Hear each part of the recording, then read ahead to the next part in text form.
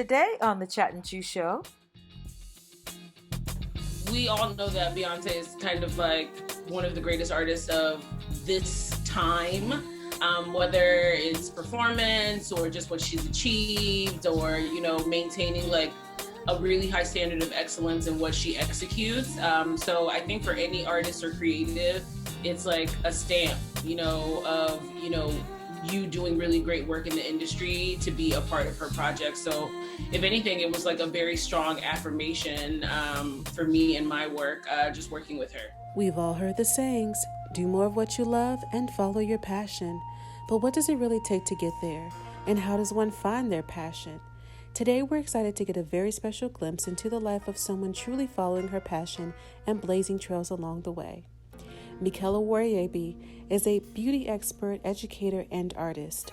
Michaela brings beauty to runways, editorial spreads, and commercial advertising with exciting looks that have been featured in leading titles such as Marie Claire, Harper's Bazaar and Illusions, and NBC's Today Show. Her versatility centers around her expertise in skin work for all skin tones and her artistry in transformative body paint, drawing inspiration from everything from Afrofuturistic concepts to geometric shapes. Michaela's fearless approach to beauty and deep technical knowledge has made her a sought-after instructor, and celebrities including Beyonce, Serena Williams, Tierra Whack, Kimbra, Yasmín, Winaldum, and Nicole Parker have called on Michaela for her creative and discerning eye.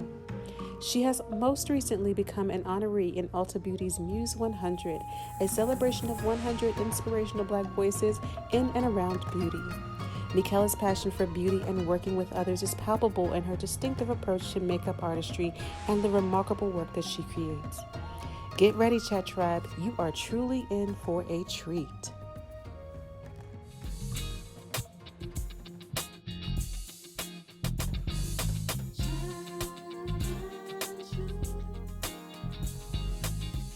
Hello, everybody, and welcome to the Chat and Chew Show. My name is Betty. And I'm Roxanne. And we are just thrilled that you joined us today. We are a show that is designed to empower you to do your relationships better. And all of us can improve our relationships.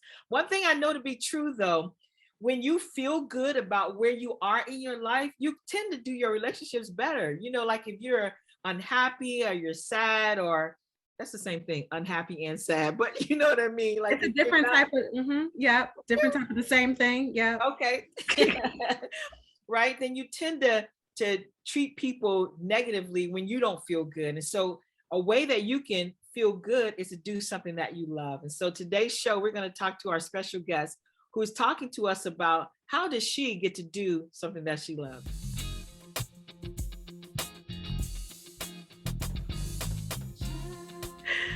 Well, hi, everyone. Welcome back. As Betty mentioned, we have a great show for you today because we're talking about doing what you love. And I'm really excited about our guest because what she loves to do is artistic. It's exciting. I love like looking at the pictures and everything. So you're going to want to check out her Instagram. So Michaela, thank you for joining us. How are you? I'm doing well. How are you all? Good. So Michaela, I feel like I'm probably supposed to talk about other things first, but I just want to put out there that you did like body art for Beyonce. And I really can't wait to talk about that. So can we talk about that? We can talk about some of it, but I have an NDA, so it's limited how much I can talk about. Gotcha. No problem. I guess I'm wondering just maybe how does it feel for you doing that work, and then we can backtrack too, just even talk about how you got there. I mean, we all know that Beyonce is kind of like one of the greatest artists of this time, whether it's performance or just what she's achieved or, maintaining like a really high standard of excellence in what she executes. So I think for any artist or creative, it's like a stamp, of, you doing really great work in the industry to be a part of her project. So if anything, it was like a very strong affirmation for me and my work, just working with her. Mm-hmm. Nice. We're talking about doing what you love. And I'm like, I can't imagine you start and then you'll tell us your story, but you start from like ground zero, and now you're like being able to do this. I'm like, it just blows my mind that, you know, you can jump to this place. I mean, that just must have been crazy. Yeah, I mean, it took a lot of work. You know, people see on social media kind of like the highlight reel of the journey, but yeah, it's been a long, tough one to get there. So just a lot of hard work, a lot of persistence, tenacity, that type of thing. Mm-hmm. Yeah, I love how you said that, like it's highlights of the journey, like not even it's like people don't see anything in between, but just those highlights. I like how you put that. So let's talk about it, because I really think your work it's beautiful, honestly. Like it's really beautiful, it's unique. Again, you guys are gonna need to take a look at the pictures. And but so I just want to talk about, how did you even get into that? What sparked your interest? I mean, it was actually kind of unintentional. I have a background in tech, and was working in the tech world, and just wanted a part-time job at the cosmetics department to get discounts on makeup. And I didn't even necessarily need it. You know, I was just 20, I like to make money, and I was like, okay, well, this could be cool. And then ended up really loving makeup and learning more about, you know, the potential of the beauty industry, and just decided that I was going to leave tech because I wasn't loving it, and pursue makeup artistry as a career. So it was just kind of like a daring jump in my 20s. Wow. So why makeup and not, I don't know, construction? I mean, I just didn't have a natural acumen for construction, but makeup, I seemed to like, I just happened to be in the cosmetics department and was, well, at the time I was like, oh, I definitely think I have a gift. And maybe I did, but I look back at the makeup now and I'm like, it's really awful. So I'm not sure why you thought you were going to make it, but I guess I was right. I saw something in myself and I just really loved what I was discovering about the beauty industry.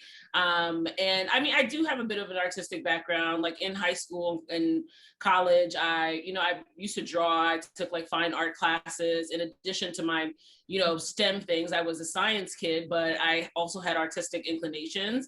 I studied art history in college as a lot of my electives. So there was always an interest in art. I just probably just wasn't aware of that being an option in order to pursue it. Or even if I was aware, I didn't think it was probably a feasible option for me. I'm a first gen immigrant. So that was like, you're a doctor, lawyer, engineer. So I was in tech.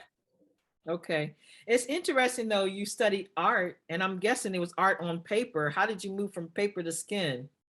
Well, it started with just like makeup face. I didn't think of it as like, I didn't even think of makeup as art. I really thought about it as like a practice in vanity, just like a beauty ritual. But when you get deeper into this space, you realize that makeup is actually based on foundational classic art principles.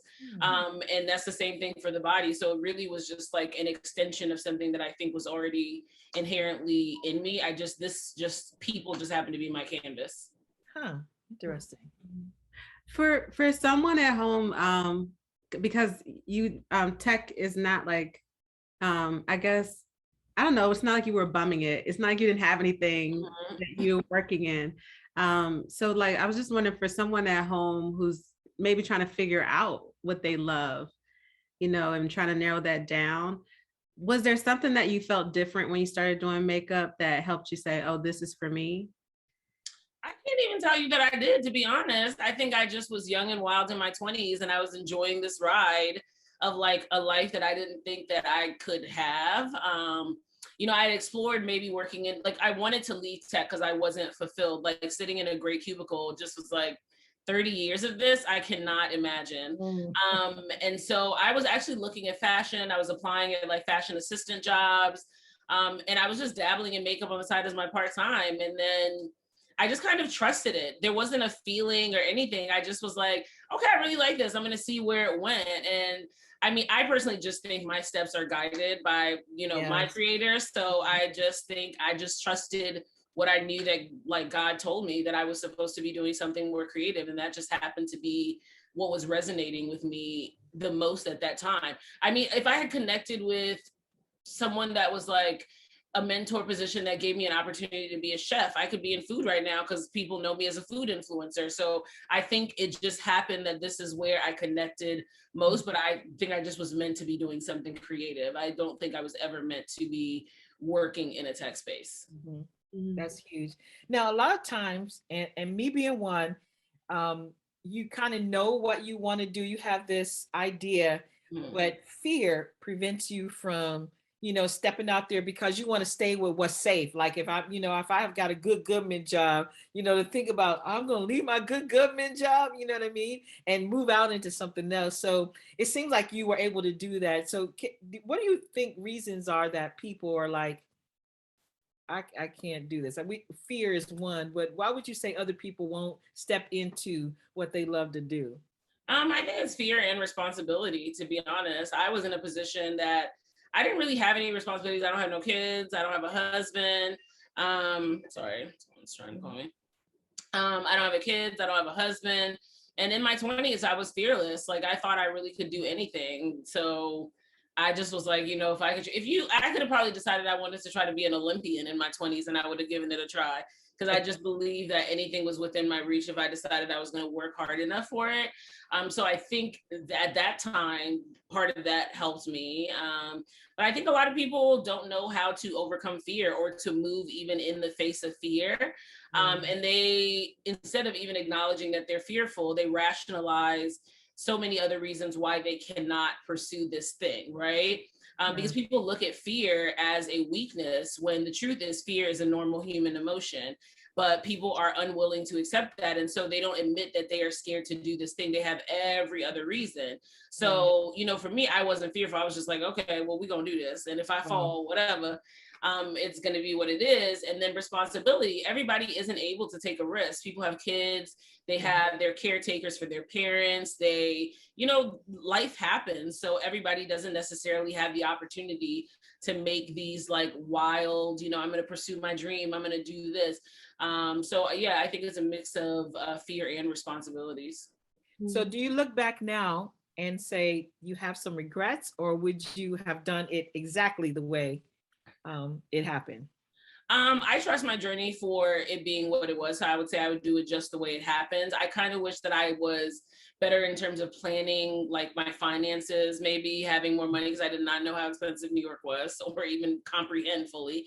And that presented its own struggles, but for the most part, I would do it just the same because all the things that I went through and experienced allowed me to be kind of who I am now and where I am now. And I feel pretty good about that.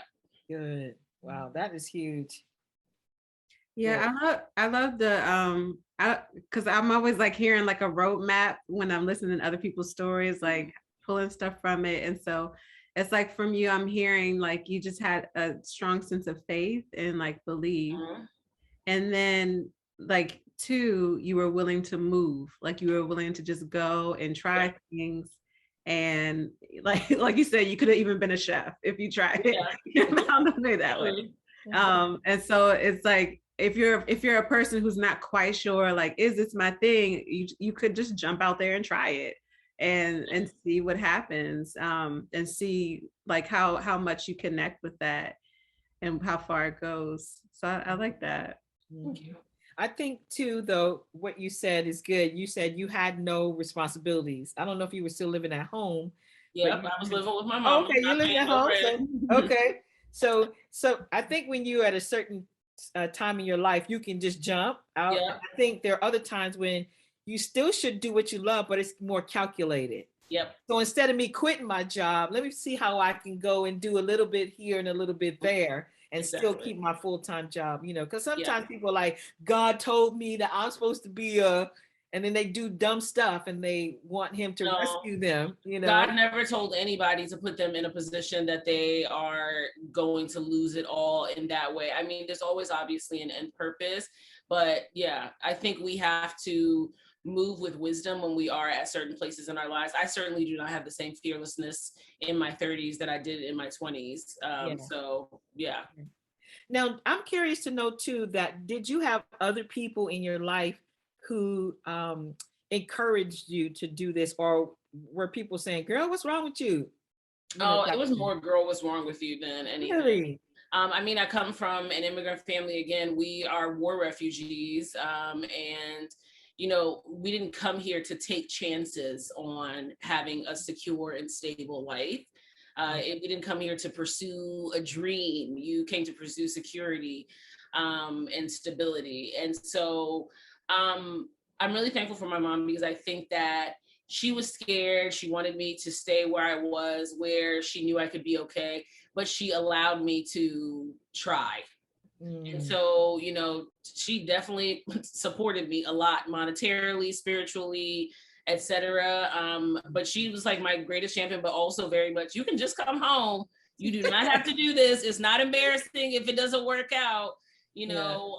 And even still, she's like my greatest cheerleader. So I would say that if it honestly wasn't for my mom, like that African parent being like, if you want to really try this, if this is really your dream, I will help you as best I can.